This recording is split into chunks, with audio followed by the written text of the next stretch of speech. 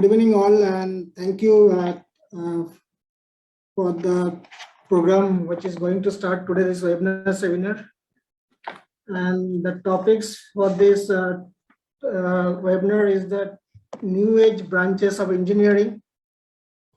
So this is the topics, and first I'd like to introduce the panel members, and then we can have a short discussions. Each one will provide their own views about this new age of technologies and what are the areas students can basically think about in their career, what is the career path. So all will discuss. So before that, I'd like to introduce our panel members. I will start with Professor Goutam Sengupta. So he is currently the vice-chancellor of Techno India University, West Bengal, and he is a renowned corporate personality from academics, and both from the academics and industry. He has handled numerous key responsibilities in corporates, such as head of ancillaries in Tata Motors, general managers of supply chain Philips, and former and many board. He is a current vice president of Videocon Group. He was also chairman of Westinghouse 60. He is currently on the expert committee of the National Board of Accreditations, Government of India, and he is currently the chairman of Quality Circle Forum of India, Kolkata Chapter, and also hold the joint chairman of the Center for Research in Materials Management. So thank you, sir, for joining this this seminar, and it is a pleasure to hear from you about this current topics. Next, I'd like to introduce Mr. Avelo Roy. So he's a tech entrepreneur, investor, 4 times at TEDx speaker and TV host. And his mentorship through Kolkata Ventures in the past 3 years has resulted around 400 plus revenue generating startups. And he has collected a fundraising of around 10 crores. So thank you, Mr. Avelo, for joining this session. Next, I'm going to introduce Mr. Sudhir K. He is a career counselor at Amrita Vishwa Vidyapeetham. He comes with almost 4 years of experience, primarily in higher education, CSR, NGOs, and schools in career guidance sessions and handling counseling teams, training and development. So thank you, Sudhir K, for joining the sessions.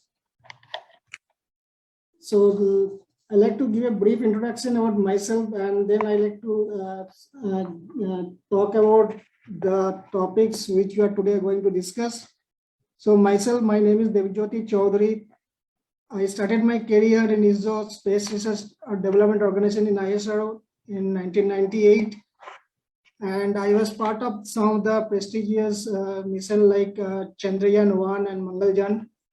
And then I joined HCL Technologies in 2007, and last 15 years I am working here in HCL as a general manager, and I'm looking after almost 50 plus team members located around across the globes. So my specializations basically in this microwaves and this electromagnetics areas. So this is just a short brief introduction about me, and now let us come to the real topics which are today going to discuss. So as you know, this field of engineering is rapidly growing, and this is a time to integrate the subjects with the new streams. So engineering, as you know, is a vast field prevalent across various sectors and never runs out of wig. That engineering skills have shaped the human civilizations, and engineering is going to remain until we cease to exist. Now the new Revolutions 4 has introduced several new technologies that engineers need to imbibe to be relevant for the future. So those are the technologies which we are seeing, that which is giving a lot of hopes to the students, which are the real challenges now that we are seeing which will come in the future. So basically, if you see the current trend, what are the robotics? the new trend that is going to shape the future, then if you see that it has become imperative for every aspiring engineer to upskill their skill set and to able to redesign their processes and their operations. Now, if you see that what are the new areas like IoT, your drones technology, your 3D printing, your nanotechnology, and this biotechnology. So there are artificial intelligence, machine learning. So a lot of these new areas has come up actually, which needs the students to update their skill set and to basically to take the career path, to choose the correct career path so that they can be basically success in their future. But the point is the core engineering branches like mechanical engineering or electrical engineering or chemical engineering, if you see, they had an underlying importance for generations and will continue to do so. But given the new industrial revolutions, it has become essential that consolidations and strengthening of the existing programs takes place along with relooking the engineering programs by introducing advanced courses which is relevant with the new age demands. So if you see that what are the new areas which basically are coming up nowadays, if you see the BTech in smart manufacturing and this industry IoT, if you see the market report, it is a huge potential that smart manufacturing market is actually growing at the rate of 12.4%.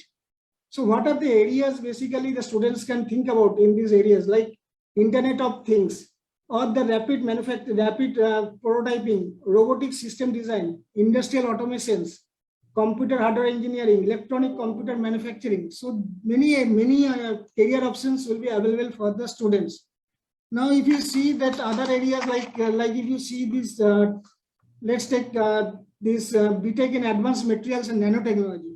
Now, nanotechnology is defined as a user of matter on atomic, molecular, and supermolecular scale for industrial purposes. So, under this course, a student can learn all about material science, material processing, shape memory alloys, self-healing polymers, etc. There is another area which is called the smart mobility design and the engineering. So that has also a huge market potential, which we see that it has a huge potential. By 2025, we are seeing that it can grow at the rate of 16.6%. And the areas what students can opt for actually that automation engineering, research scientist, material engineering, production engineering. So these are the major career options in this area. The fourth, actually, if you see the embedded systems and the wearable technology. Now the wearable devices, smartwatches are nowadays in any form of smartwatch has gained major interest for the tech lovers or the fitness enthusiasts and caught interest from the young and old. So apart from commercial uses, this wearable technology is being incorporated into navigation system and advanced textile also. So what are the major career options for the students in this area? So if you see that embedded system engineers or the IoT engineering or the robotic systems, so these are the major career options which students can basically opt. The fifth I can tell you as the renewable and sustainable energy engineering. Now, if you see, the world was moving towards the sustainable technology. With our core resources depleting and causing damage to our environment and ecosystem, the industry is rapidly moving towards uses of energy savings appliances, electric vehicles, access to solar energy, and finding the alternatives for plastic uses. So this field has a promising future, which gives importance for every individual who are trying to live in eco-friendly space. So I can just give a few examples. Maybe our other panel members can give more details on this one. But what is needed actually for the students to adapt to this technology? The students should be flexible and adaptable. The thinking method should be changing nowadays. You have to think in a different way. You have to be creative. You have to be innovative. And the collaboration. Another is that students should be collaborative way. You have to work. You cannot think about as isolation. You can work. So you have to work collaboratively with the people who are in the different areas. So you have to do a good amount of collaboration is very much important. And the cross-cultural skills you have to develop. And the thinking power. So some of the attitude which students should have it actually to have a good career path and to be success in the future These are the things which students must have it to progress towards that career path. So with this, I like to basically shorten my my views on these new ages of technologies. I would like to ask Dr. Sengupta to throw more light on these areas. Sir, please, if you can give more views on the new age technologies, what is going to happen and how the student can shape their future.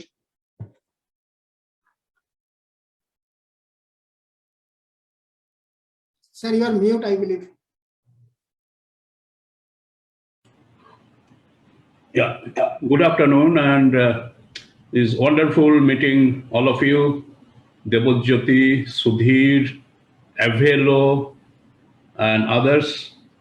And also, I'm sure there are many students, the young minds who are watching this program. Let me start by making a short statement that, because whether I talk about it or not, I'm sure it is crossing the minds of the young guys. So let me start with a short statement that jobs are plenty. We all were a little apprehensive when the COVID struck us sometime March 2020. I was at Bangalore and I got stuck there. And we are very apprehensive what is going to happen. Now, what has happened is quite optimistic. If you look at the present, the latest report of the World Economic Forum, actually the number of jobs are more than what we need, means demand is more than the supply. What exactly has happened is the nature of jobs have changed. If you look at it, is quite a voluminous report, World Economic Forum, which we often refer to. You will see the kind of jobs have shifted, nature of jobs have shifted. The number of jobs have become more. So the people who have read this, writings on the wall early, they have moved very fast. And I must congratulate our regulatory body, AICT, and the others who quickly repositioned themselves and started talking about new age branches of engineering. And today, if you look at the latest AICT handbook, you will see there are as many as 20 new branches which they have spoken. And all those are brainstormed. I am on the board of National Board of Accreditation. We did a lot of brainstorming. We call it OBE, outcome-based education. The traditional education systems are all become scrapped. And a new education system is coming, which is called outcome-based education. Meaning, look at what market wants, look at what companies want, look at what industry wants, and change yourself. And COVID has made all the equations wrong. The supply side, demand side, everything has gone for a toss. Now, what Debojyoti was talking about, those are some of the examples. The new courses which have come, artificial intelligence and data science, automation, robotics, computer science and business system, construction automation. Look at the course. And we just got I'm from Techno India University, although I do not wish to talk about my university so much, but yesterday only we got the approval of this program. So out of 20, the smart guys, they have already moved and they have implemented those programs in their curriculum. We have implemented all 20. We have various campuses in Salt Lake, in Agartala, in various other places.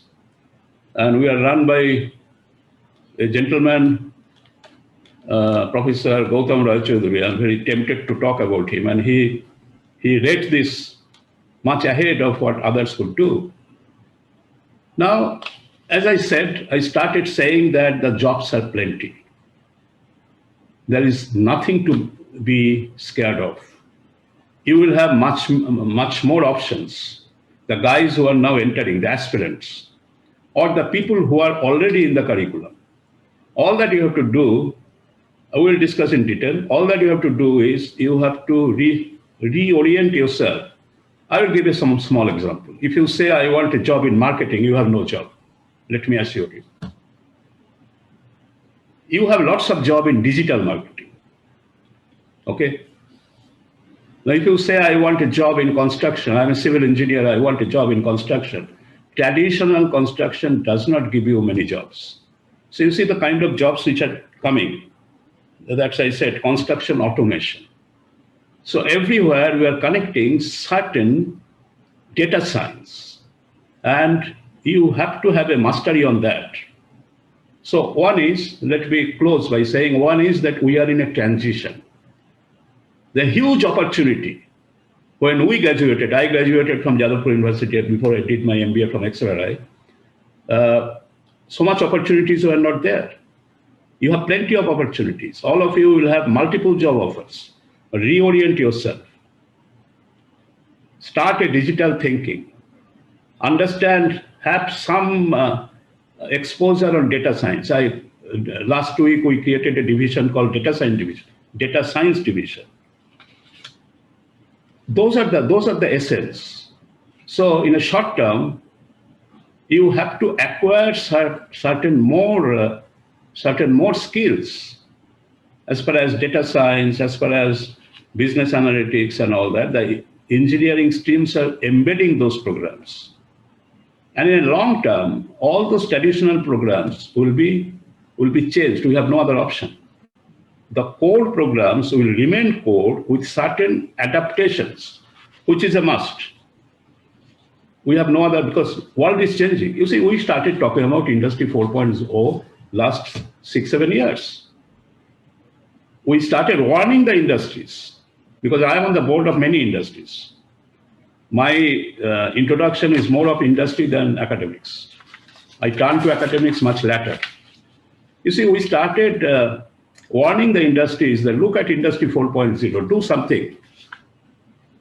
Some did not do. Whoever did not do, they have to close the shops. And what is Industry 4.0 basically? If you are good at fundamentals, it is not that difficult. You have to understand how a sensing technology works, which Debojyoti was talking about. I'll give an example. Suppose we say project management, no taker. When you say Scrum and Agile, there are many takers. So the things are changing. A little shift, do that, and jobs are plenty. If there are 100 students, there are 150 jobs which are waiting for you. With these words, I stop here, and I can go in much detail as much as you want, and I will give some specific suggestions to our young students. But I wanted to start with the optimistic note that jobs are plenty, much more than the demand, much more than the supplies. Put together all the engineering colleges, maybe. Thank you, Debojyoti. Thank you, sir, for giving a nice lecture, and your words are very inspiring for the students. As you told rightly, the jobs are plenty, but only thing, there is a need for student to basically update the skill set and to write the correct career path. That is more important, because the point is the demand and supply in India. What we are seeing is the demand is there, but I believe that all the institute or the universities should basically align with the industry standards and then basically fix that curriculum in that directions. That is one important factor here. So, thank you, sir. So maybe I will ask Mr. Avelo to share his views about this latest, this current topics. Sure. Thank you, Mr. Choudhury. So I work with the latest technologies in the startup world, and I'll just start with a story. So the last company that I sold in the US, it was a health tech automation startup. And there was a healthcare billing company that said, hey, we want you guys to replace as many employees as possible with software. It was a multi-million-dollar project. We looked through the company, how the structure works, and we were able to replace 90% of their employees, 90%, and there were hundreds of employees, by the way. 90% of them were replaced with a software that takes 1/6 of a second to do the job that people do in 7 days. And guess what? It doesn't need vacation, doesn't need salary, doesn't need weekends off, doesn't need bonuses. And now the question is, what are the 10% that could not be replaced? Those are the relationship managers. So one thing to understand here is technology can automate a lot of the left brain stuff. So we have more engineers than we know what to do with in today's India. So many engineering colleges. Some are very good, some are not good at all. But according to the CEO of Infosys, 70% of engineers are not employable. And the problem is that we are not looking into the future, we're looking at the past. Now, it's not enough to have skills, because in today's world, people might think, okay, coding, okay, I know how to code, I'm a code monkey and I can get things done.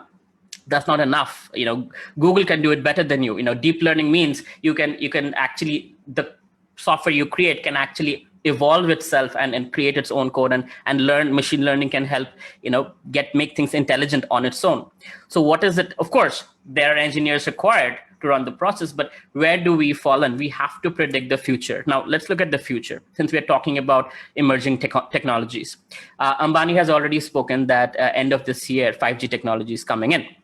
Now with that, what opens up? So far, we have been trying with AR, VR, augmented reality, virtual reality.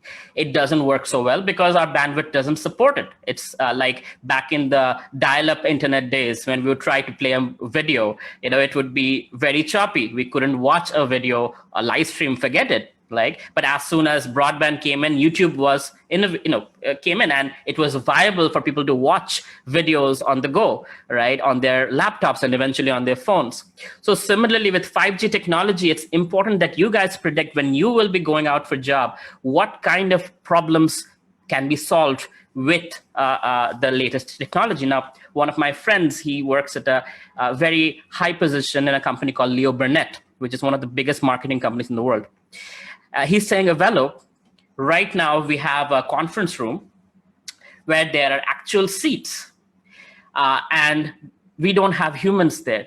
It's all 3D projected holographic people from Tokyo, from Shenzhen, from Delhi, from London, sitting there in one conference room in their 3D form, right? And we have some, I think it's like terabyte per second, internet speed, crazy internet speed. But the point is, it feels like you're talking to people in person, even though they're sitting spread across the world. And this is already happening in the US.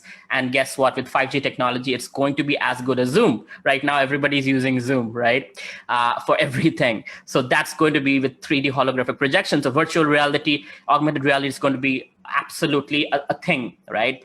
Trainings would happen. Like right now, flight simulators happen, for everything, from operations to medical students, a lot of things would be used with augmented and virtual reality. Now, come to machine learning, artificial intelligence. It's already there in everything. Even your car is intelligent. Back in the days, the kind of laptops we used to have with one processor, or today's BMW has around 24 processors. Right? It has more processing power than your first computer, or even your last computer. So the point is, things are changing rapidly. Things are getting smart. Driverless cars, right? When Tesla is coming to India shortly, hopefully, and you will see this cars not only self-drive, they also know when they get hungry for charging, and they can actually pave their way towards a charging station so they can be quickly charged and they can move, right? So completely touchless. Now, what would happen to drivers, right? What would happen to all these people in their 50s and 60s who would lose their jobs, who don't have so much ability to adapt with the newest technologies? That's something to think about. That's a problem, and it will be solved, and it will be solved with entrepreneurship and startups and innovative persons like yourselves. So in one area, there is going to be a lot of time that is going to be saved due to automation. In another side, there's going to be a lot more entertainment, right? So OTT platforms are booming. People who were doing TikTok right now doing Instagram Reels, booming. Teenagers making 10 lakhs, 20 lakhs a month just by becoming influencers, just like dancing like Hrithik Roshan, right? And people never thought this would happen, but it's happening already. I was in Delhi before the pandemic. This guy sitting next to me, everybody's taking selfies with him. I'm like, who is he? And I asked him, what do you do? He's like, Hindi, no English. I said, क्या करते हैं आप? He said, मैं rickshaw वाला था, अभी influencer बन गया हूँ, अभी बिजनेस क्लास में ट्रैवल करता हूँ. I'm like, wow.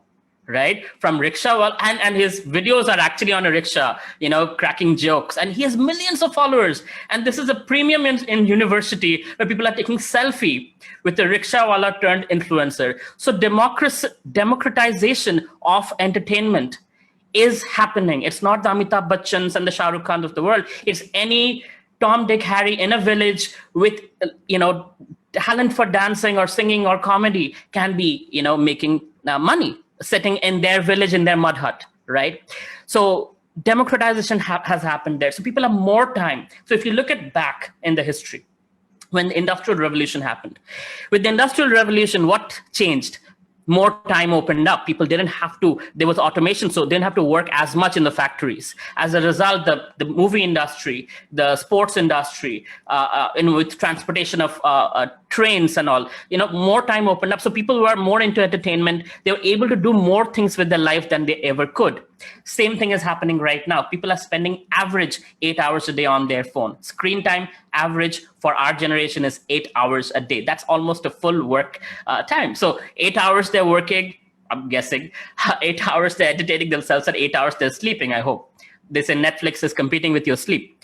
So the point is, things are changing rapidly, and pandemic has helped with that. Some of our incubated startups have gone from anywhere between 300% growth to 1700% growth. And that's not a joke, right? These are kids in Asansol. These are kids in Durgapur. These are kids in tier 2, tier 3 cities who are sitting with a laptop and a phone and internet connection and making money and growing their businesses. Just now, as you were speaking, somebody sent me his new office picture. This guy is in a place called Murshidabad. He is making 8 lakhs a month right now. By end of this year, he's probably going to be making 50 lakhs a month doing health tech startup in Murshidabad, which is, again, for those of you who don't know, not from Bengal, it's a tier 2, tier 3 city. Point is, if you have phone, if you have internet, if you have a laptop, there is no reason for you to not be extremely wealthy and successful, given what's happening today.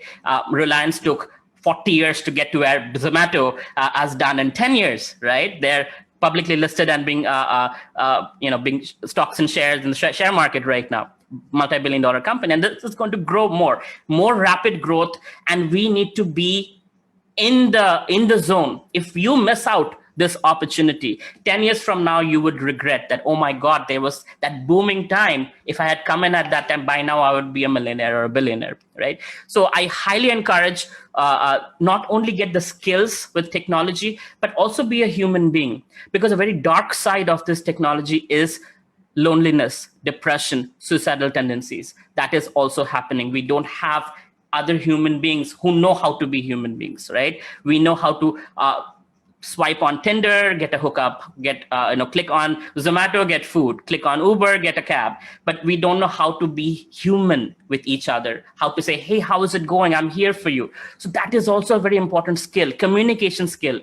No matter how technologically savvy you get, you need to communicate how good you are. When you go for an interview, unless you can communicate, you will not get that job. People won't know how good you are. So I'll keep it short, but point is, yes, there is technology and you should be aware of it, but also be a human side by side, balance it out, predict the future, look at tomorrow's problems, whether it's cybersecurity, whether it's augmented reality, whether whatever that might be, and see what gifts God has given you, what aligns with you, what you feel passionate about that you want to solve, right? When you can solve a problem, there will be somebody willing to pay you, whether it's a startup or a job. If you can solve a problem, you will get paid, and that's what makes you an engineer.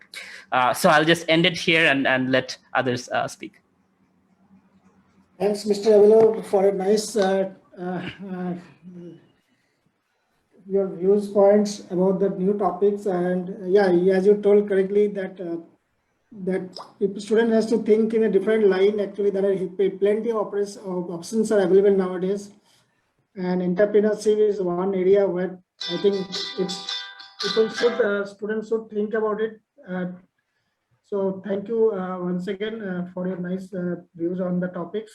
So next, I like to request Mr. Sudhir to share his views about the new technologies. Thank you for that wonderful speakers who have introduced a lot about what are the requirements today and what are the opportunities these days students are having. So as the panelists today said, there are a lot more opportunities, there are a lot more innovations are happening, but the main thing students these days are lacking is entrepreneurial mindset. They need to understand the opportunities, because a lot more students these days joining into UG or higher academics, they lack a proper career map. So they are not thinking about what kind of job they need to get into or what kind of lifestyle they need to have. They are just thinking, if I join a prestigious college, I'll get a good placement. That with that mindset, they are entering into higher education. But as an engineer, what your role should be? You want to be in innovation field, or you want to design something, or you want to get into development and production, or you want to get into testing, because these are the opportunities which you need to understand. Then only you will be passionate about what you need to work on, and what kind of lifestyle you'll be having will be decided by these kind of things. As an engineer, you can get into these kind of job roles. You can innovate new things, or you can design new things, or you can deploy new things. These kind of things you should understand. But the coming future, as the both panelists told, there will be minimal human intervention. Lot of industries, because today education, if you're a teacher, if you're a school teacher or a college professor, have moved teaching to online. The industries with all their investments, don't they think about minimizing the human intervention, because the laborers are unable to the labor people are working class people who are unable to go to industries due to this pandemic time. They are thinking about automating things. They are trying to minimize the human intervention. That means there is a scope for robotics and artificial intelligence. So these things you need to understand. If you can see a simple search in Google about recent technological advancements that are happening in Google News itself, you will be getting what are the investments that are happening. You should understand what will be the future after 5 years. If you are entering into engineering now, you need to understand what will be the opportunities at that point of time when you enter into the corporate world, or when you enter into the job culture. So that time, so what will be the future holding for you? 5G communication, as we have discussed, it's booming. So there will be lots and lot more investments might be happening. That means investments means people will be offering more jobs, more research oriented or production oriented jobs might be coming. And office work might move more online, because a lot of people thinking about working from home itself, because it's way more easier. Also for people, it's easy to manage other things also. And this consumer behavior will change. A lot of us already moved to Amazon, Flipkart and all, and very less people tend to go out and do shopping as of now, because the payment is simple and the shopping is simple. So consumer behavior will be monitored easily. So there might be new trends coming in the e-commerce platform also. And you can see all this Netflix and Amazon also, the entertainment sector might also move to completely online thing, because nobody wants to visit a movie theater, because you are getting a newly released movie in 1 week in your OTT platforms. So who wants to go to a movie theater? Maybe for a particular movie which needs to be watched in an IMAX screen or something, those kind of movies, except that people tend to watch a movie in your home itself. So there will be a lot of application oriented learning, because whatever you have learned today, you need to, if you're able to apply it for a better future, or you can improve the societal problems. You see, you take any app that is developed today, it is solving a problem. Take Uber or Ola, it is solving your travel problems. Take Amazon or Flipkart, the online shopping problems. Likewise, as an engineer, you should be a problem solving guy. So if you really want to innovate new thing, think about the problems we are facing today. So based on that, try to innovate or try to come up with new things which can solve these problems. I know we can talk a lot about this specializations and all, because we've gone are the days where if you have one specific degree, one good percentage in your undergraduation, you'll be getting a good job and all. But how you survive in that job or how you grow from there is solely based on the skill sets you have. It's as simple as that. If you want, I will give you a small example. Like if you're really interested to purchase a smartphone, so what you will be doing, you will be learning about the brand, which brand is good and what kind of features it have, what kind of skill sets or I mean features it has, and you'll be learning about the price. So for these features, are you getting a good phone or not, you will be checking it, right? Likewise, industries also are looking for people. Opportunities are there, they are ready to give you jobs, but what they are looking for is the right skilled person. So they have their demands now. Come in this century, their demands is having ample knowledge about the specializations which we have talked about: data science, artificial intelligence, machine learning. So if you have ample knowledge in these specializations, not only this, I'm not talking about only these special branches or something, but everything, there is an a wide opportunities. So people think mechanical engineer means there might not be a huge scope also, so civil engineering means maybe less opportunities. Don't think that. But one thing you need to understand is whatever branch you are getting into, there will be a heavy dose or heavy usage of technology. So that you need to understand. So before just used to be you can do office work or a site work and all, but if you today if you want to become a civil engineer, you need to understand how you can integrate this technology in building a new home, because all of us require smart homes now. So these things you need to understand. Or if you are doing or getting into computer science engineering, so you need to have knowledge about other disciplines also. That's what I am suggesting you students. So have a tendency towards multidisciplinary learning. It's not only about having a particular domain knowledge. Today, as a computer science engineer, you want to develop a app in healthcare. You need to understand how this healthcare system works. So what kind of inputs you need to take, you need to discuss with them. So likewise, you need to have a multi-domain knowledge. It's not only about having a same domain knowledge. You need to have critical thinking, you need to have good problem solving skills, you need to have creativity, communication skills, and you need to be good with working people, collaboration skills you should have.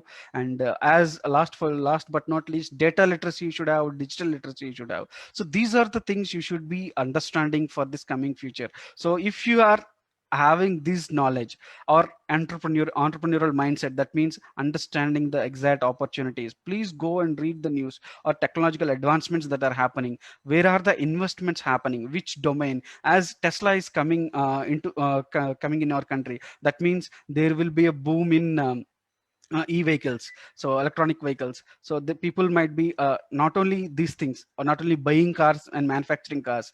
There will be, as the panelists before me told, so that means recharging stations are required. So that those kind of things you should understand. What are the opportunities if an industry is coming beside it, so you can put up a different business. So you need to understand all these opportunities which come up with a investment, or which come up with a technological advancement that is happening right now. So as a student, I encourage everybody to understand each and opportunity which you are having. Do not have a single mindset about just get a degree, get a job, and then your life will be set, and no need to work or something. Before, the days are like that, but here you need to learn continuously. There should be a continuous learning is required these days. You should not stop. Today I have achieved something, I should stop here because I got a good job based on my education and all. You should continuously improve yourself. You should continuously keep learning new things which are happening around you. So that's what my suggestion is. With this, I think we will be going forward in this session and understanding and getting more insights from our panelists in this regard. And over to you, Debojyoti sir. Thank you, Sudhir. I think you have made some good points to the students. There are obviously the job opportunities are plenty there, but the point is student has to basically update means basically they have to be basically upfront about the technologies, whatever the current trend is going on. They have to be very much aware of what is going on in the industry, and accordingly align themselves in that towards that areas. It is not that only jobs are available only in computer science or ECE or EEE. Even the core technologies like, let's take civil engineering or mechanical or your chemical, every job opportunity is there, because the innovations or what is happening not only in these areas, in every area the innovations are happening, and there are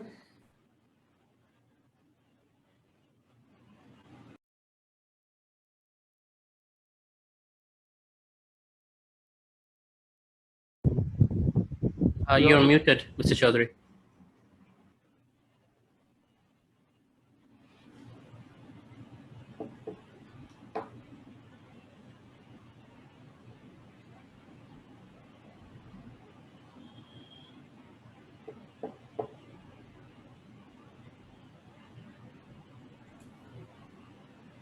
hello. Yes. Oh, sorry, I was speaking, but I somehow I was in mute. Sorry. So what I was telling, as you told Mr. Sudhir rightly, that job opportunities are plenty there in the market, but only thing students has to align themselves in the right way. Right mindset is very much required nowadays. And it is not that the jobs are only available in computer science or electronics or electrical. Even in the core areas, like if you talk about this mechanical, civil, or in this chemical.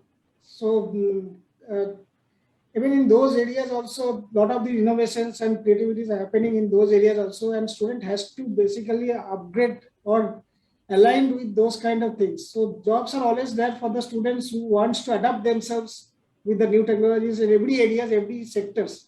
It is not that it is confined within some. It is, we all talk about machine learning, artificial intelligence, robotics, drones, maybe, but everything is basically a mix, a blending of different areas, if you see that way.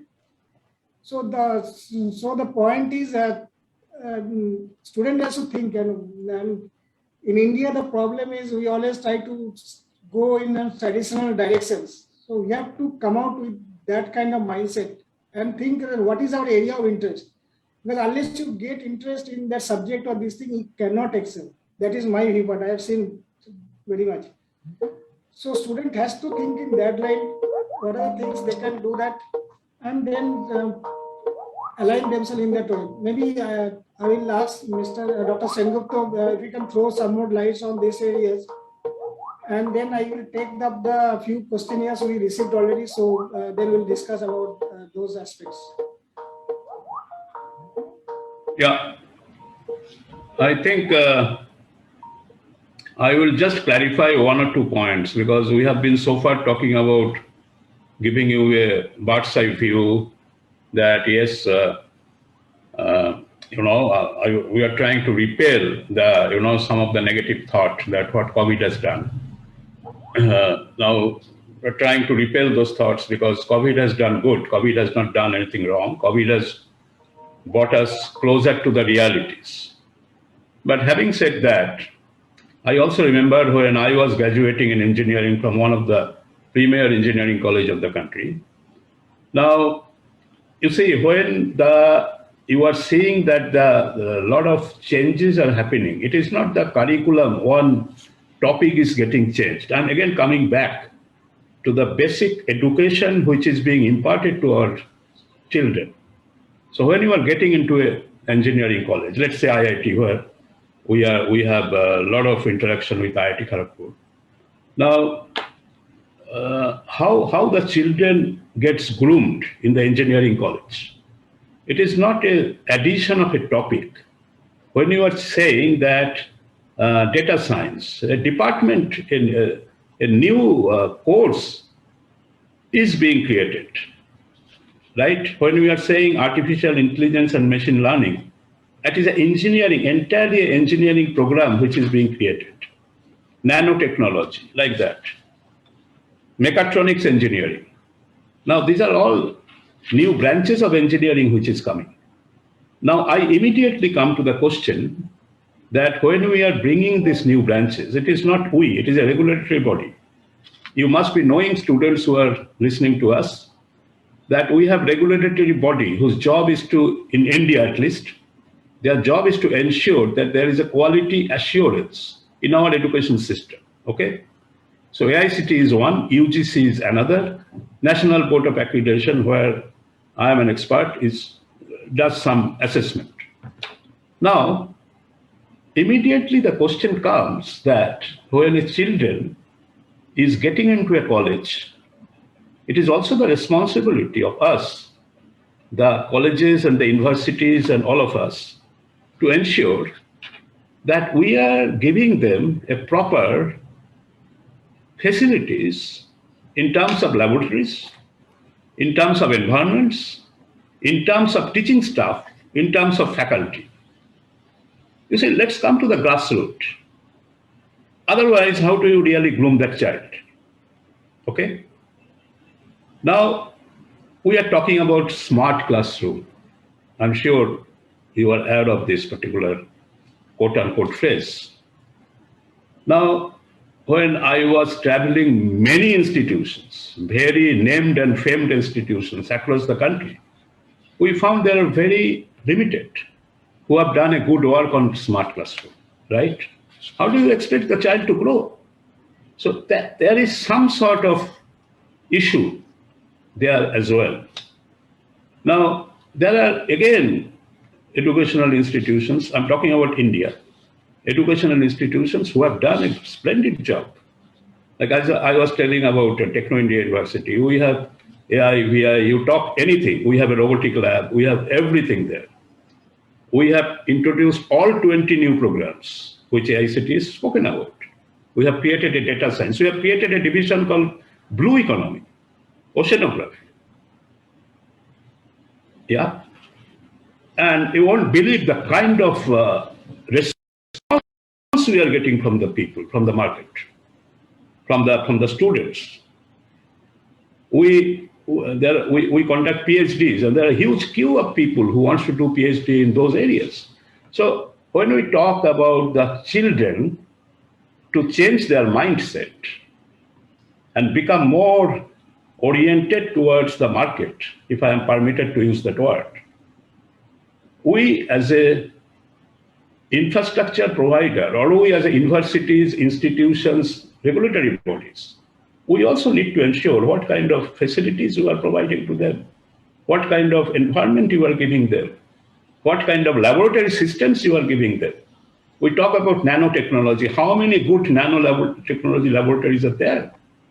So these are the points which come. If I was a student, I would have asked these questions, right? So these also we have to look at.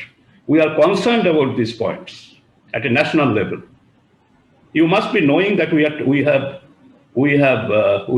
rolled out a national education policy, wonderful policy, where all this which was spoken about is there. We are talking about a holistic development of a child.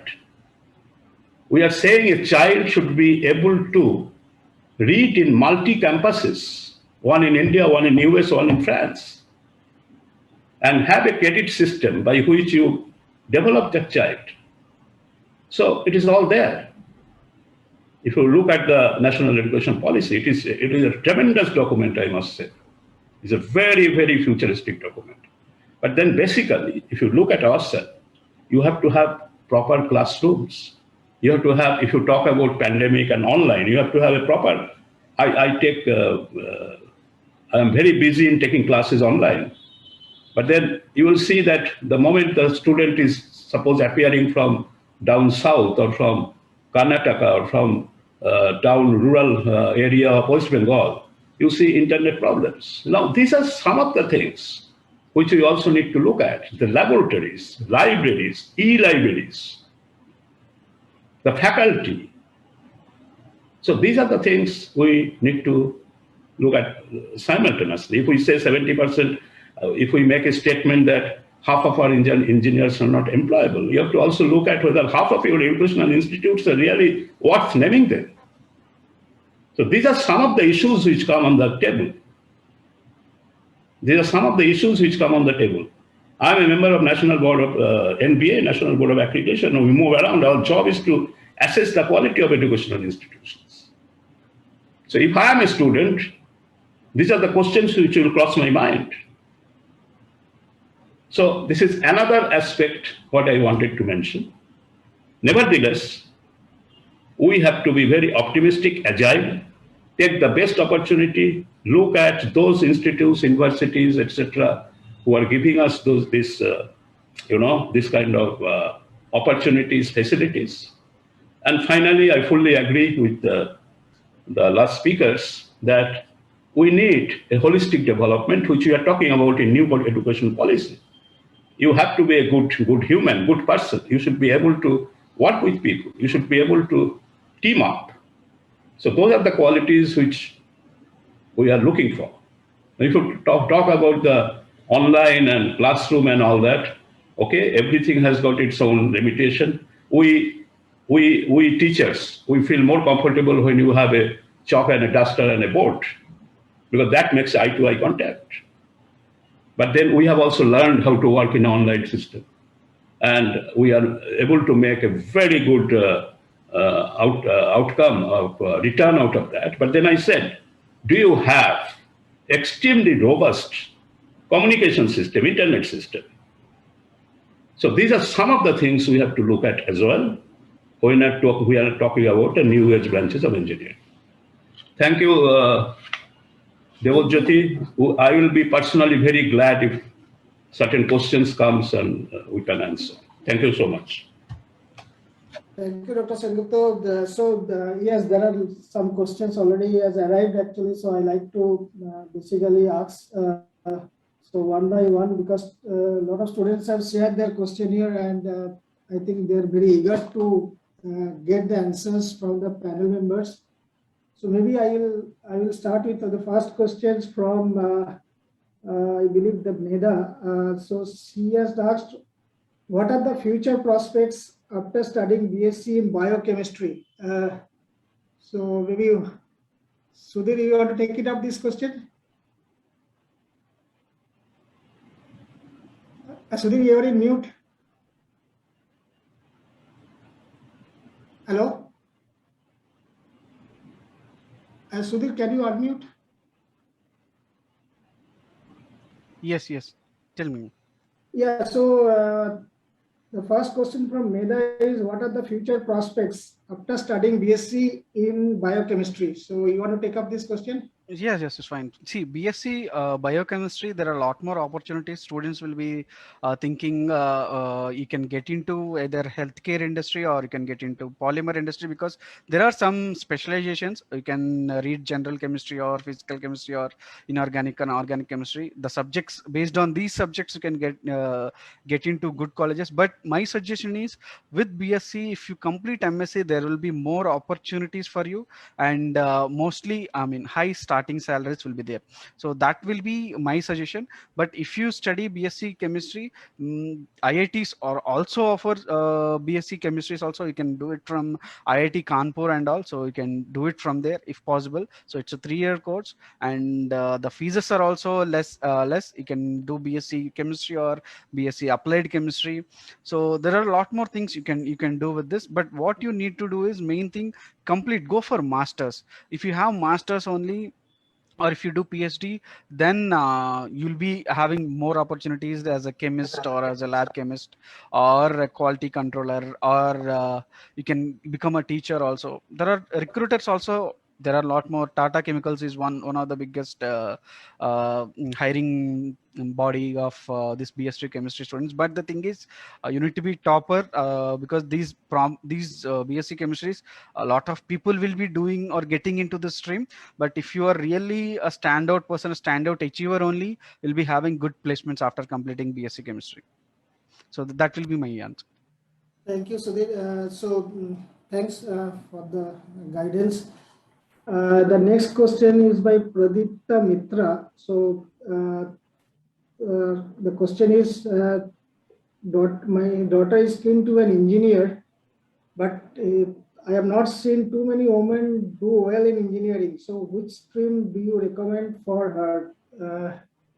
Any of you can answer this one? Okay. What was the question? The question is, actually, women want to do engineering. Okay. And our views is that not too many women are in engineering. So which stream maybe she can consider for the career? See, I don't say engineering is gender biased and all. So Exactly. I also want to tell you. Yes, any yes. gender can enter into engineering. Engineering is not gender biased job, but only one branch which I suggest where marine engineering there will be more on-site work.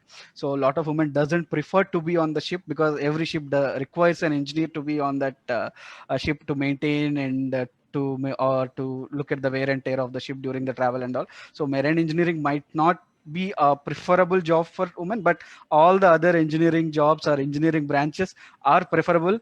Or if a woman wants to travel on a ship, then that won't be disruption to them also. But every engineering branch a woman can enter, can excel also. There are a lot more examples. If you just go and search in Google top women engineers, you will be in an awe to look at the names, because all the names which will be looking like, I heard this about this woman, don't know she is an engineer and all. So those kind of names you'll be getting to know, because engineering is not gender biased. Any branch you can take, first understand the branch opportunities, then get into it. So that will be my suggestion. Actually, I want Yeah, to add here. Yeah, yes. I will like to add one point.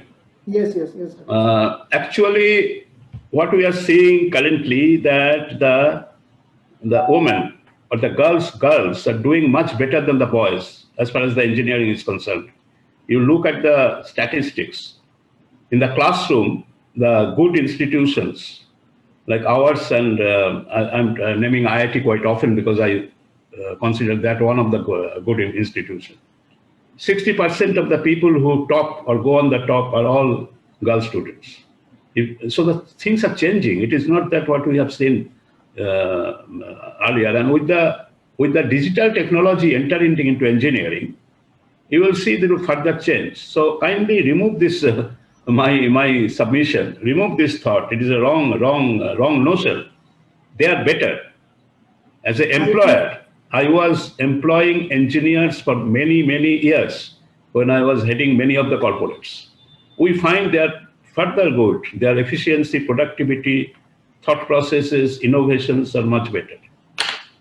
So without being a gender biased again, I would, if I am asked, I will say that yes, they are a wonderful resource.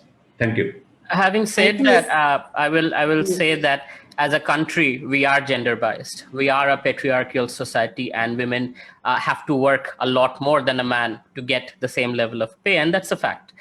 So whether man or woman, we have to excel, and it's not a good idea to ask what stream my daughter should go in, because it should not be decided on based on what stream is hot today, because by the time she graduates, something else might be hot. And if you keep following that, it'll be following a moving target. Better is to do an assessment or a test to find out how she is skilled psychophysically, and what would be a good stream for her given the gifts she has, whether it's right brain or left brain. Every human being has the innate potential, and the whole point of education is to bring out that innate potential and excel in whoever you're destined to be. So rather than looking at outside, do make sure that you get some tests and assessments done, so that you can make just like Mr. Sudhir was talking about, data backed, so you can make data backed decision on your career rather than speculating on what is hot, what is not. Actually, I like to end this conclusion with that you see nowadays that women are holding a very big position in different sectors. So that tells that current situation, how women is equally strained than men. That is misleading. That is misleading, because only when, what is exceptional is what you find on Google and in the news. If that was the exception, we wouldn't be talking about it. We wouldn't be celebrating Women's Day. We don't celebrate Man's Day, because it's normal, it's our world. But unfortunately, we celebrate Women's Day, which is a problem. And that actually goes to say, we see the luminaries, but that's not what the average common person experiences. Exactly. Okay, so a lot of questions are there. So let me take one more question, I think. So the third question is, everybody speaks about positivity and how engineering is great. But what are the challenges that we foresee in the coming years? There are so many job loss, so many engineers shift to different professions like moving, making music, etc. So So what is the challenges we foresee in the coming years? This question is asked by Suman. Maybe I will ask Avelo to, if he can throw some light on these topics. Thank you so much. Yeah, definitely. I mean, I come from West Bengal, right, where we had a government that didn't let computer enter for the longest time. And because the fear was jobs would be lost. And even now with AI and automation, people are scared jobs would be lost. It's not a loss of jobs. Today, we know we are dominating the entire world when it comes to IT. And that's because we lost the Industrial Revolution. We were under the British rule, but in the IT revolution, we really excelled, and we are the dominant players. So with the changing situation as we go forward in the future, yes, there are jobs that are evolving. I wouldn't want to say that jobs are dying. They're evolving, and we need to be aware of, like I said, the problems of tomorrow. Right. For example, cybersecurity is a huge threat. Identity theft is a huge problem. Even banks like SBI and places like that, 10 lakhs accounts suddenly, are gone. Right. Hackers have access to it. Place like Aditya Birla Group, 40 computers of their top executives got hacked, and they had to pay, I think, some 50 lakhs each to unlock each computer. Right. And that's a big problem with cryptocurrency. Yes, things are changing, but it's also, there's a lot of issues and a lot of room for us to innovate and come up with solutions and rule the future. So again, look at the future, also understand the concept of education is changing. Similarly, the concept of job is changing, right? I few months ago, I was talking to this guy who's delivering some Zomato. And I was like, how much do you make in a day? If you remember that funny video, that fellow said 300 rupees. This fellow makes 3,000 rupees a day. That is 90,000 rupees a month. I said, how? It's like in the morning, I do Zomato. I sometimes drive Uber also. And then rest of the time, I do freelancing. And I do graphic design and content writing, and I make a lot of money doing that. I charge $30 an hour, and I'm like, wow, that's amazing. And like, there are days I don't want to work. I don't work. And that's great. I don't wake up in the morning. I watch Netflix all day long. And a lot of young people are doing that. If you look at the US right now, after lockdown has opened up and with Pfizer, they're mostly normal life in the US. Still, many people who have gotten used to working from home are not going back to job. And if job forces them to go back to job, they're like, sorry, I'll quit and I'll do something that allows me to stay home, stay with my family and work from home, multiple jobs perhaps. So I'm saving time on commute. So just like education is evolving, jobs are also evolving, gig economy is in. So look at the gig economy, look at what skills you have. And while being in college, figure out how you can earn while you learn, right? Whether it's internships, whether it's your own little gig, whether it's drop shipping. So things are changing for the future. The challenges are when we are in our bubble and Sharma Ji ka beta tells us what to do, right? Every parent is, Sharma Ji ka beta is going to do this and that and this, and you should follow, because that is the past. When you follow, you're following the past. The future is different. And if you miss out on the future, that's the biggest challenge. Right? So be on your own, do your research, figure out and predict what's the future, and start investing in your future. Thanks, Avelo. I'd like to add some points on the job loss. See, the point is nowadays it is difficult to stick to one particular area, because I am coming from that areas. You have to be diversified. You cannot stick to one particular area, and you should not be in a comfort zone. That is a very important message for the student. If you can diversify yourselves and basically adapt to the different technologies, you cannot think that, okay, I have studied only this person, I will stick to that person only. No, those days are gone. You have to continuously upgrade yourselves, adapt yourselves, your learning, your thinking process to change. You should be in the market. There is no job loss will be there. The job loss will only happen to those people who stick to some particular mindset. So mindset changing is very important in this current. Those days are gone. That okay, I can spend my life in one company for 25 years.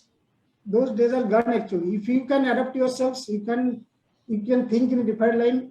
I think it will be great, plenty of opportunities for you. So that is my views about. So I don't think there is a job loss or this thing, but only thing how to think yourself in a different way, that will change your perspective. Maybe I'll take the next questions.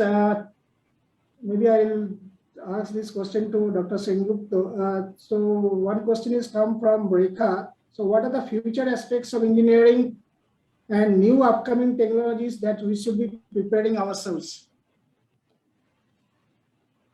I think we have discussed this quite a bit. Now, as we said, all of us we said, and I think the students are also understanding that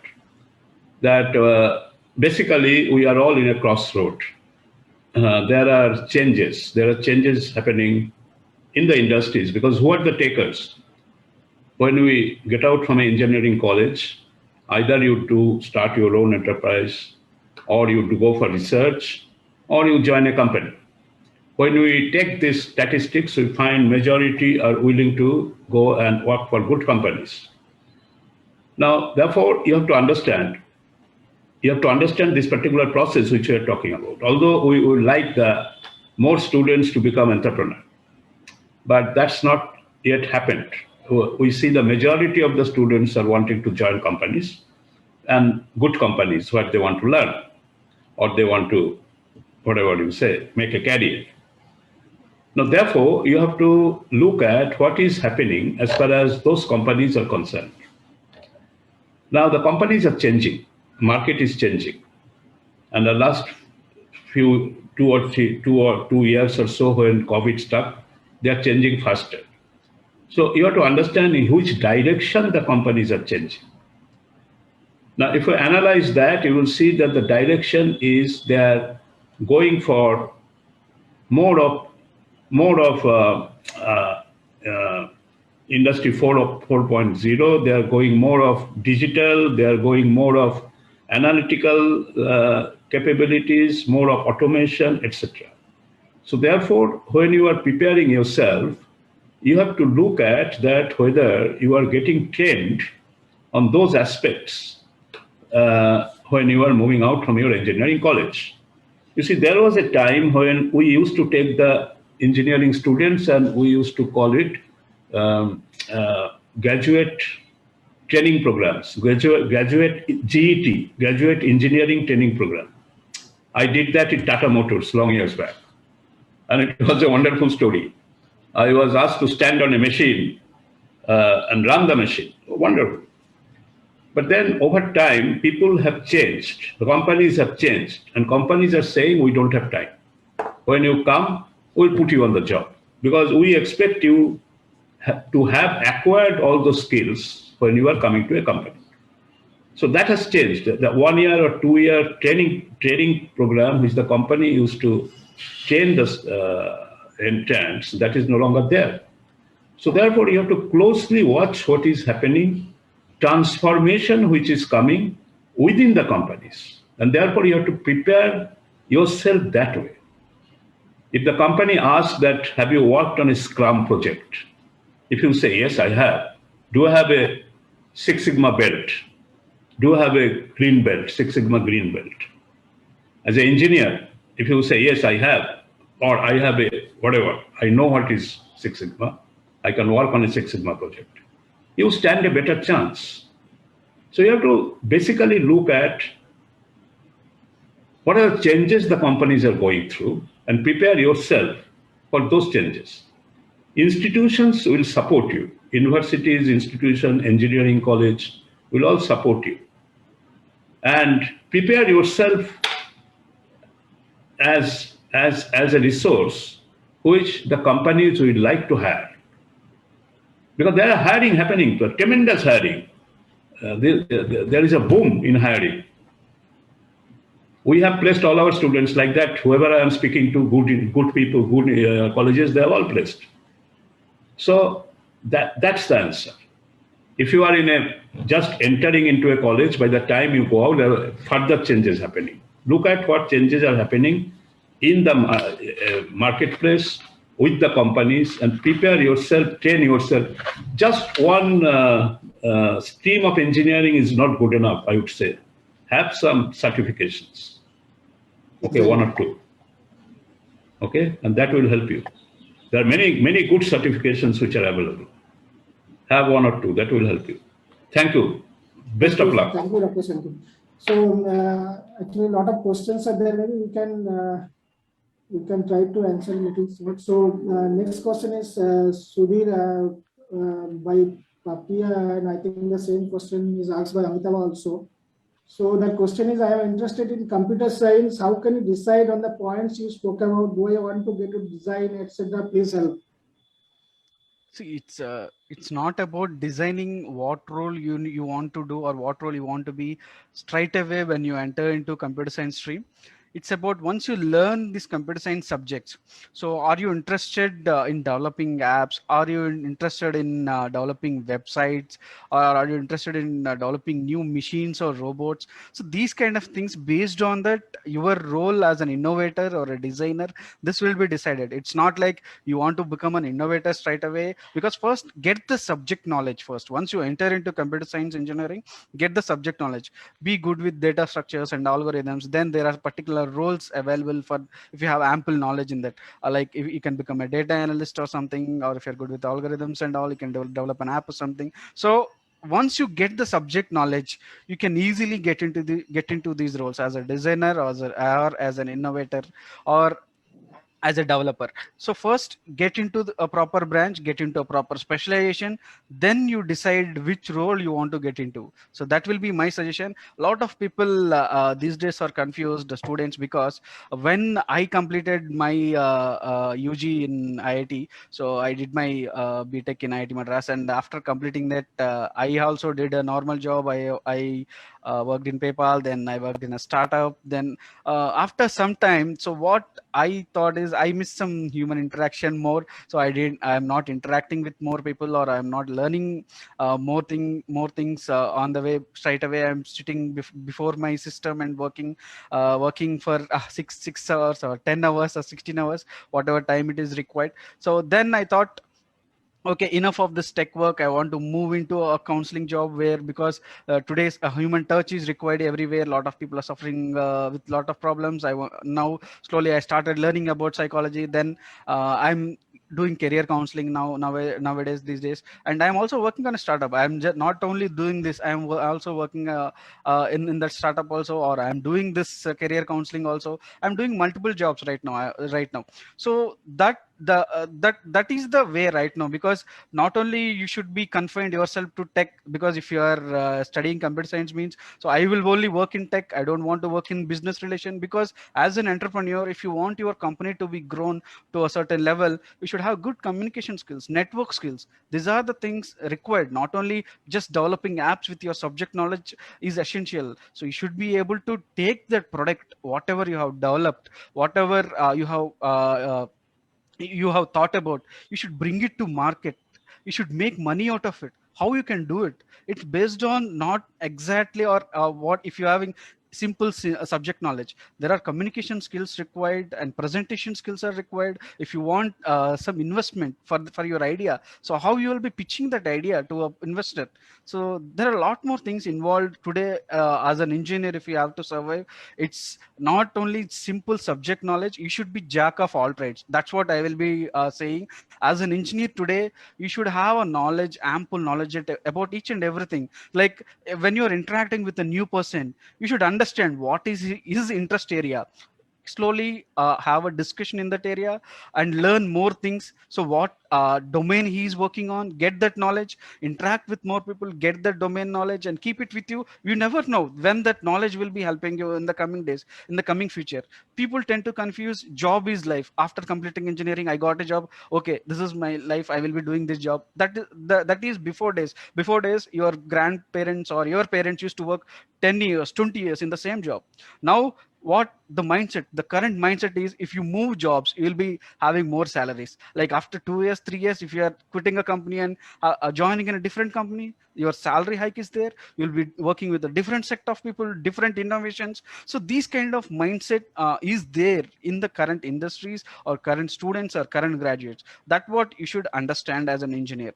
That will be my suggestions. Thank you, Sudhir. I would just like to add on some few points. what I am observing is that because there are plenty of different streams and different technologies are available, and students literally are getting confused at which area I should basically pursue my career. But my suggestion is somewhere they have to stick to one, initially I'm telling, because I cannot be the jack of all trades is obviously required actually, but the point is you have to first you have to decide yourself which are the areas you want to pursue, and then do better in that area. Otherwise, what happens if you try to play around with everything, it will be a problem. So I think they have to stick, mindset has to be very firm, and that okay, I am doing that, and they have to pursue and do a good job in that area. That is more important. Otherwise, because if you confused and then diversified in many areas, initially it will be a problem. So sticking to one area and then upgrading your skill set in that area and then pursue properly, I think that will bring a lot of success. And then obviously you have to diversify in later stage. You have to diversify in many areas. You cannot stick to one area. I'll just one line I'll say. So there mentioned jack of all trades. I'll say jack of all trades, master of one, right? So be deep in really one, but then know what's out there so you can apply what you're really master of. Yes, correct. Okay, so maybe Avelo, one question to you is, I'm just reading out the question. So is it wrong going to be non-tech branches like BBA? So what is your opinion, Avelo? This question is asked by Ajay Munde. So the question is to you. It's a broad question. Is it wrong? There's nothing wrong or right. It's just you make a choice and there's an outcome. Right, and whatever choice you take, you have to figure out what are the possible outcomes. So let's talk about BBA. If you're going for a BBA, and can you learn business on the go, or do you really need a BBA? If I were you and I had choices, I would go for a tech, CS, or engineering kind of background, because it requires 4 years of understanding, going deep into something. And the business part, like what I have done, I'm an engineer from the Illinois Institute of Technology in Chicago. While I was building my technology, I patented that while as a student. And when I was commercializing my innovation, at that time, I had to learn as I go. The business part, I never actually took any courses on business. I learned it as I went through the journey. I asked people who are experts, like Professor Sengupta, is there for Techno India. So I had professors like that who were very much connected with the industry, and they helped me, guide me through the process of, as an immigrant, how do I get my visa under my startup? Basic things like that. Nothing to do with the business. It's like law. So point is, BBA, if your IQ level is high enough, above average, go for engineering, go for tech skills, go for deeper skills, and the business part you can learn on the go as you build your if you do go in the business domain. But that's that's what I have done, and that's what my suggestion. Thank you, Avelo. So let me go to the next question, and this question is to Dr. Sengupta. So please share what are the other modern streams that I can take up where engineering can play an important role. That question is by Sutrita. Yeah, I think Sutrita, you have asked a good question. Now, the point is that, as we said, that there are plenty of opportunities which are unveiling, plenty of opportunities. And there are plenty of new branches. If you look at engineering, plenty of new branches, exciting branches, which are coming, which are being made available to you. I would say, look at those, understand those. If you want our help, we are always available. And pick up that which you love to do. Okay, pick up that which you have a natural matching of your frequency. Do something, that part of engineering which you love to do. Don't do something which you don't like, but then because of some other compulsions you are doing. Because so many options are there. Do something which you like to do. Opportunities are many, and many new areas. For example, energy engineering, smart and sustainable energy. I'm going little out from the, the digital essence. Like we have recently introduced one called Innovation, Entrepreneurship and Venture Development. There are only 10 units in the country which were given this opportunity by ICT. So we are one of them. So pick up that industrial IoT. All these are exciting, very, very lovable programs. So do something which your heart wants you to do, which you will be happy to do. If you need our guidance, we are available. We will be able to help you. Dr. Okay. Sengupta, from your years of experience, would you be so kind as to share how one can find out what they would love to do? Because that's a big confusion for young people. Is what do I love? I don't know. There are so many options. Yeah, this is another very interesting area. And then you need a few hours, a good session on this. There is a methodology by which you can discover yourself. And once you discover yourself, you will see that that is something different than what outwardly you thought that you want that particular, you have an inclination for that particular domain, but it's not. So if you take a deep dive inside yourself, that's a process which there is a workshop kind of thing which we recommend, and we are available. We can help if somebody wants to do. We will put you through a process. You will hear some music to start with. Relax. You take a deep dive within you. You know yourself. Knowing yourself is most important. And then at the end of the thing, I think 1 minute I will take. We did this exercise at Accelerate, and the Accelerate guys are normally pretty, they are very oriented towards, real world. And the guy who was the topper, after that exercise, which went on for 3 days, he came out and he said, I want to become ... sannyasi. And when father handed over him he stood first in the class. And after a week, we found he is missing, and actually he became a sannyasi. And he is a very, very successful person. I will not take his name. He is a sannyasi, and he is heading one of the university. Yeah, so it happens. You discover yourself. You find that you are not that what you know. So my humble submission will be: do what your heart wants you to do. Don't do something out of a compulsion. That never works. If you really want to be, you want to make a mark in your life, do something which your heart is asking you.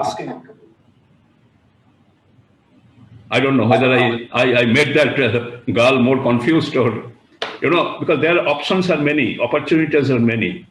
Don't just run here and there. Do what your hearts want to do. We are there to help you, to support you, to guide you. Yeah, Avelo, I think we need to have I would request ABP to conduct a separate session. That'll be very powerful. Yeah. Very powerful. Most people are confused about that. Yeah. Exactly. The point is, so many things are there in the market. What to choose, people doesn't know. That is the big problem nowadays. So needs a proper counseling and guidelines, but okay, that needs a separate session. Do what you love to do. Yes, exactly. And the parents don't compel the children to do what you want, what you want them to do.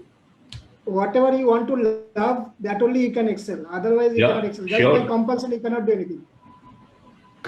So, for the sake of time, I think we can take only one more question, and that question goes to Avelo only again. So, that question was asked by Sonakshi Pathak. So, her question is: I am studying to be a CA. I've joined the session to understand how I can build skill in fintech so that I have a well-rounded approach to my career. I agree with you when you say that one needs to be comfortable with technology. Yeah, absolutely. When I was starting my career as an entrepreneur, President Obama came into power, and at that time, he started Startup America. And he pushed us to go to colleges and schools to create job creators, because at 2008, unemployment in the US was 10% due to the wars and everything. And then they gave me a plaque in one high school that says, entrepreneur, cannot spell it, be one, and hire someone who can. So you don't have to be an expert at tech. You be the entrepreneur and you get the right people, build a team together, people who know what you don't know. You are a CA, or you might be very good with the compliance part, the accounting part, the fin part, but the tech part, you can get a co-founder who is really good with tech, just like Steve Jobs and Steve Wozniak. Nobody knew Steve Wozniak, but he was the one building Apple. Right? And Steve Jobs was a visionary who was understanding the psychology of what people want and selling it and making, but both of them needed each other to build Apple together. So similarly, I would suggest that if you are planning to be a CA and want to get into fintech, get a technical co-founder, understand the market problem, translate that problem into a solution, right? And figure out what skills are required for the solution, what you can contribute to those skills, what your co-founder can, and together build the company. Thank you, Mr. Avelo. So I think we are almost at the end of the sessions. So I just like to conclude the sessions with one liner from each of you. First, I'll start with Dr. Sengupta, sir. What you want to convey any message to the students? Yeah, I would tell the students that opportunities are plenty. Choose the opportunity, what you love to do and what your heart wants you to do, and pursue that opportunity. Opportunities are plenty. That will be my message. Yes, sir. Avelo, your comments? Sure.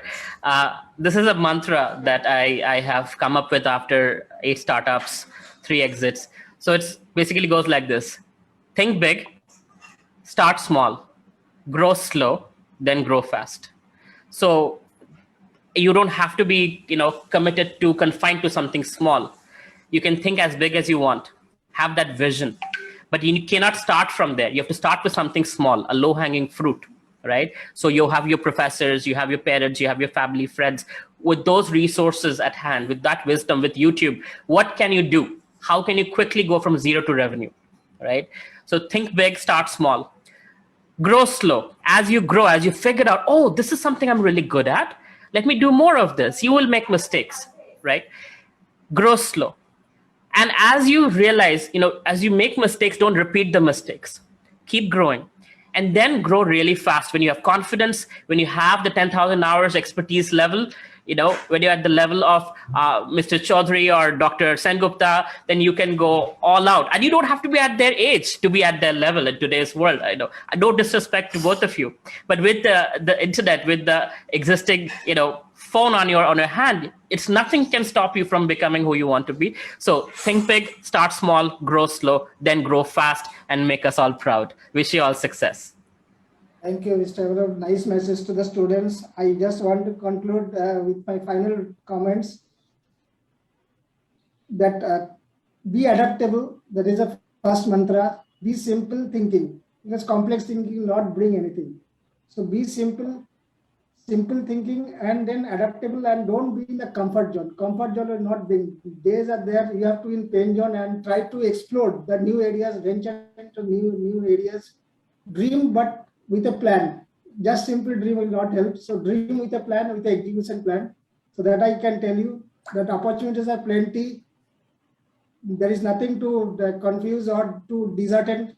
There are plenty of opportunities. Only you have to choose the right path, right approach. It will give you great success in your career. Thank you all, and thank you all the panelists, and thank you all the students and ABP Anandabazar members for giving this opportunity to conduct this session. Thank you all again. Yeah, thank you very much.